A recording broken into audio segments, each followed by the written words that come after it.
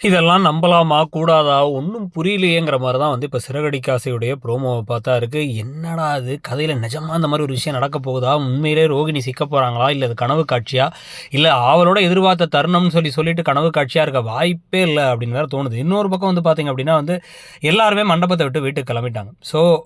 அங்க நடந்த விஷயங்கள்லாம் இங்க யாருக்கும் தெரிஞ்சு கனவா வரதுக்கான வாய்ப்புகளே கிடையாது. அப்ப அதுக்கு பதிலா நடந்த ஒரே விஷயம் என்ன அப்படின்னா, அந்த மாலை போட்டு இவங்கள கூட்டு வரணும் அப்படின்னு சொல்லிட்டு அந்த மரியாதை செலுத்தணும் அப்படின்னு முத்துவுக்கும் மீனாவுக்கும் இவர் மாலையை தூக்கிட்டு வர வந்து பார்த்தோன்னே நீயா நீயா நீயா அப்படின்ட்டு யோ நீ எங்க ப்ரோ இங்கே ஏதோ மலேசியாவில் இருந்தேன் நீங்கள் அப்புறம் வந்து துபாய்க்கு போயிட்டீங்க நாடு நாடாக சுற்றிட்டு இருக்கேன் நீங்களே அப்படிங்கிற மாதிரி முத்து வந்து பிரவுன்மணியை விசாரிச்சு நீங்கள் அப்போ வந்து ரோஹிணியுடைய மாமா வசீகரன் இல்லையா உண்மையை சொல்லுங்கன்னா அவங்க வழியே இல்லை உண்மையை சொல்லி ஆகணும் ஏன்னா இப்போ வந்து சம்மந்தியெல்லாம் ஆயிட்டாங்க பரசு வீட்டுக்கு இவங்க தான் கல்யாணத்தெல்லாம் செஞ்சுருக்காங்க நிறைய விஷயங்களை முத்துவும் மீனாவும் பண்ணியிருக்காங்க ஸோ அப்போ அதனால் அவர் எல்லா உண்மையும் சொல்ல உடனே வந்து இப்போ அவருக்கு ஒரு மாலையை வேற போட்டுவிட்டு முத்து வாயா வாயா வீட்டுக்கு வாயா அப்படின்னு வீட்டுக்கு அழகாக கூட்டு வந்துட்டு மாலையோட ஒரு உள்ளார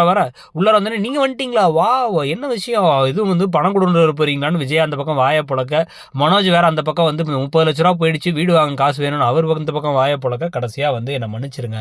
நான் வந்து மலேசியாவும் கிடையாது பெரிய பணக்காரனும் கிடையாது பல பொய்கள் சொன்னால் ஒரு நாள் மாட்டிதாமா ஆகணும் ரோகிணி அப்படின்னு சொல்லிட்டு இவர் சொல்ல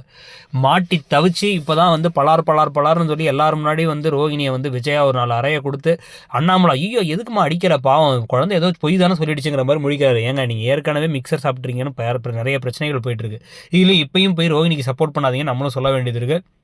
இப்போ கடைசியாக ஒரு வழியாக என்ன பண்ணுறாங்க அப்படின்னா குடும்பமாக சேர்ந்து ரோகிணியை கழுத்தை பிடிச்சி வெளில தள்ளிடுறாங்க வெளில தள்ளினதுக்கு பிறகு அவங்க ஏன் செஞ்சாங்க என்ன நடந்துச்சு அப்படிங்கிறலாம் இதுக்கப்புறம் வந்து தெரிய வரும் ஸோ இப்போ என்னென்ன விஷயங்கள் அடுத்து கதையில் நடக்க வரப்போகுது இதுக்கப்புறமா வந்து வெளில இருந்து பாட்டி வந்து இவங்களை சேர்த்துக்க போகிறாங்களா பணம் இல்லைனா என்ன குணம் இருக்குல்ல அப்படிங்க போகிறாங்களா குணமும் கிடையாது இப்போ என்ன மாதிரி நினப்பில் இங்கே வரப்போகிறாங்க வந்ததுக்கப்புறம் மீனாவை வேலை செய்ய விடாமல் மீனா கூட விட அதிகமாக ரோகிணிகிட்ட வேலை வாங்கி ரோகிணியை வந்து முழு வில்லியாக்க போகிறாங்களா என்ன நடக்க போகுதுங்கிறத பார்க்கலாம் நீங்கள் என்ன நினைக்கிறீங்க கதை எப்படி போகுதுங்கிறத சொல்லுங்கள் தேங்க்யூ